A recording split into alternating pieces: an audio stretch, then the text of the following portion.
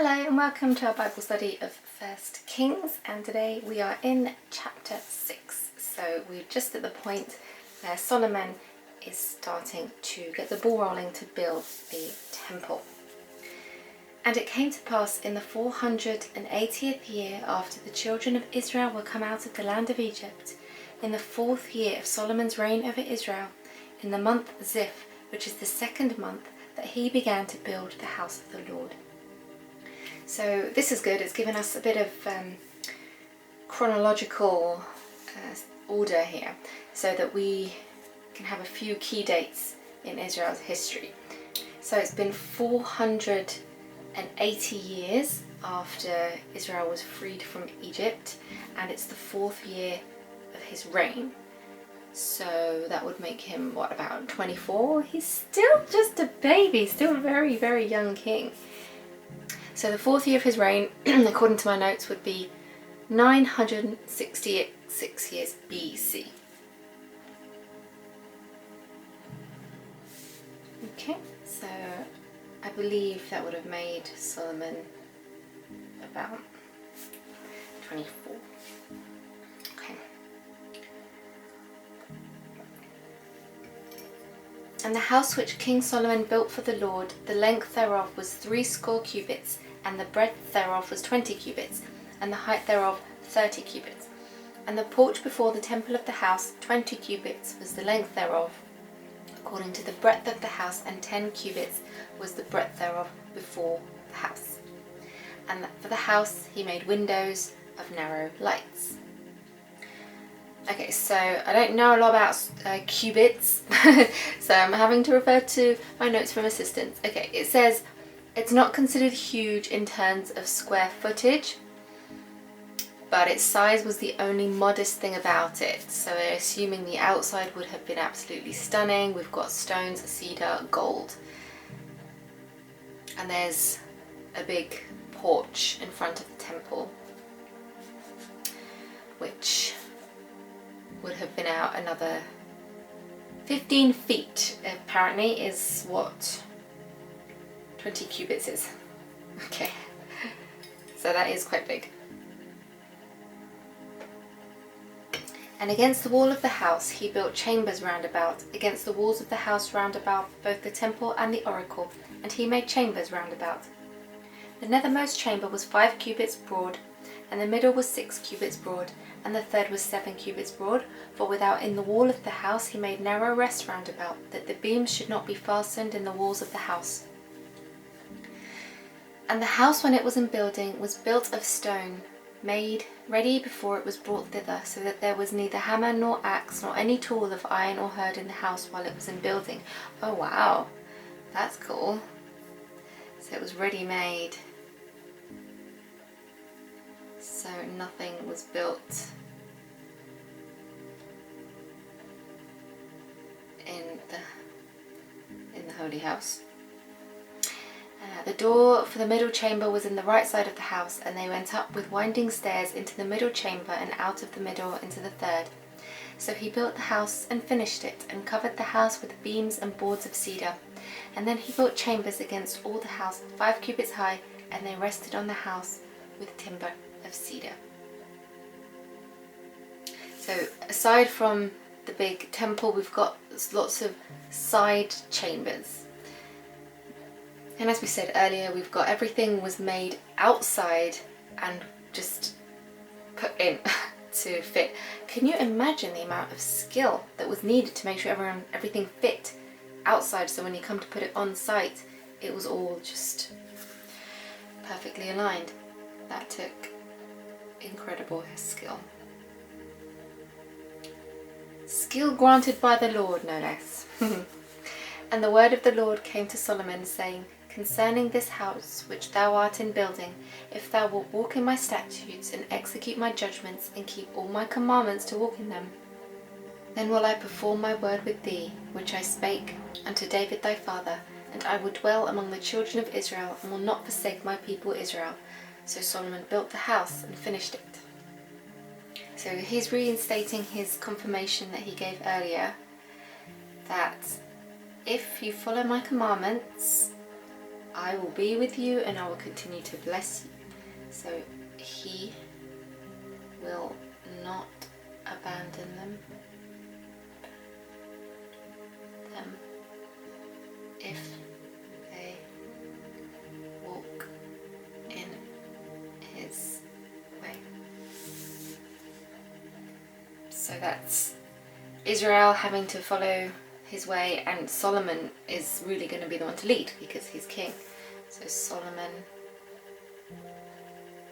would need to lead, and that's his job.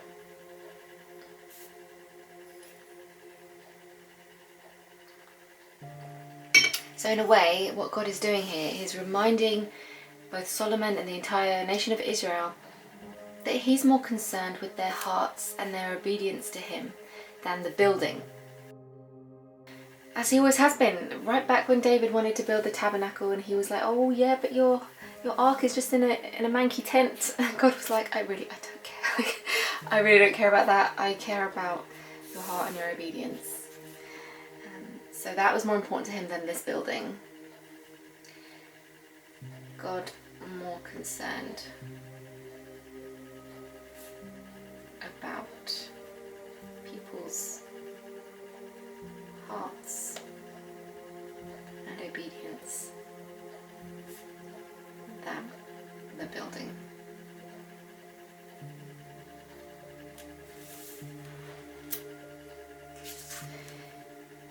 Okay, so we're going to have some information about what the temple looked like now. So let's see if we can get a nice visual. And he built the walls of the house with boards of cedar, both the floor of the house and the walls of the ceiling, and he covered them on the inside with wood, and covered the floor of the house with planks of fir. And he built 20 cubits on the sides of the house, both the floor and the walls with boards of cedar. He even built them for it within, even for the oracle, even for the most holy place. And the house, that is the temple before it, was 40 cubits long. And the cedar of the house within was carved with knops and open flowers. All was cedar, there was no stone seen. And the oracle he prepared in the house within was set there to the ark of the covenant of the Lord. And the oracle of in the forepart was 20 cubits in length, and 20 cubits in breadth, and 20 cubits in the height thereof. And he overlaid it with pure gold, and so covered the altar, which was of cedar. So we're talking about the interior part now.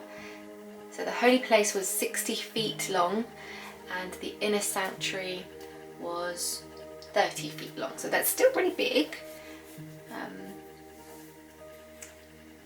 And the inner sanctuary is where the Ark of the Lord's covenant would rest. The Ark of the Covenant.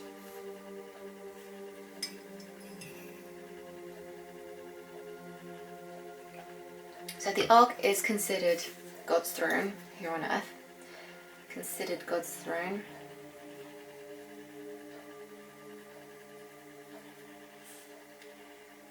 And it was placed between the cherubim above its cover, the mercy seat.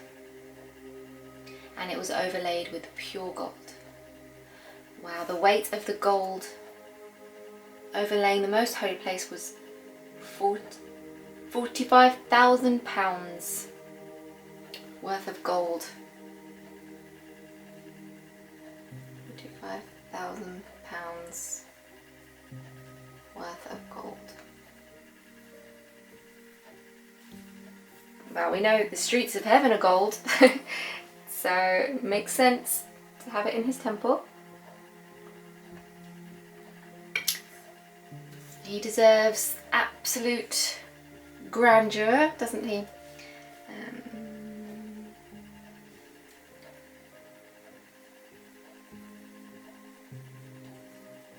He deserves grandeur, but obviously he doesn't care about earthly things.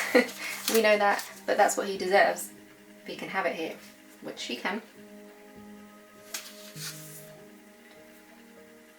So Solomon overlaid the house within with pure gold, and he made a partition by the chains of gold before the oracle, and he overlaid it with gold.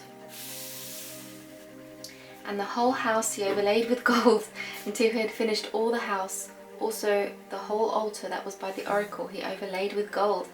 And within the oracle he made 2 cherubims of olive tree, each 10 cubits high. And 5 cubits was one wing of the cherub, and 5 cubits the other wing of the cherub. That's a massive cherub.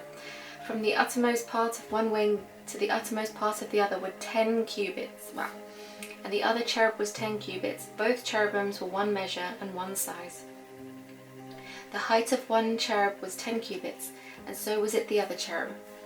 And he set the cherubs within the inner house, and they stretched forth the wings of their cherubims, so the wings of one touched the one wall, and the wing of the other cherub touched the other wall. Wow.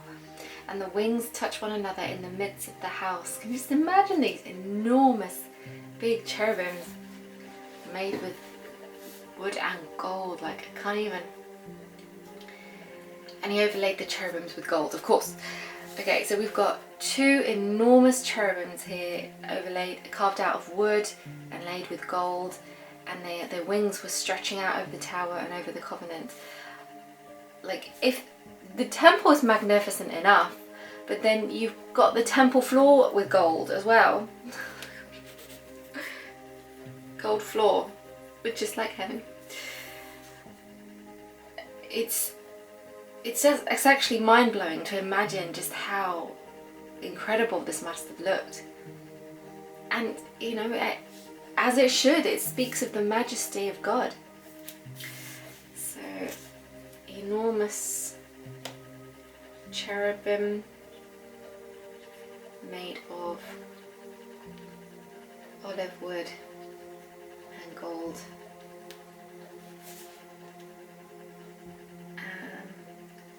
Let's say a majestic, I love that word, a majestic building.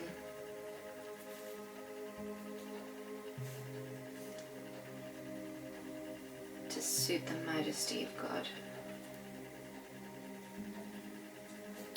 Wow.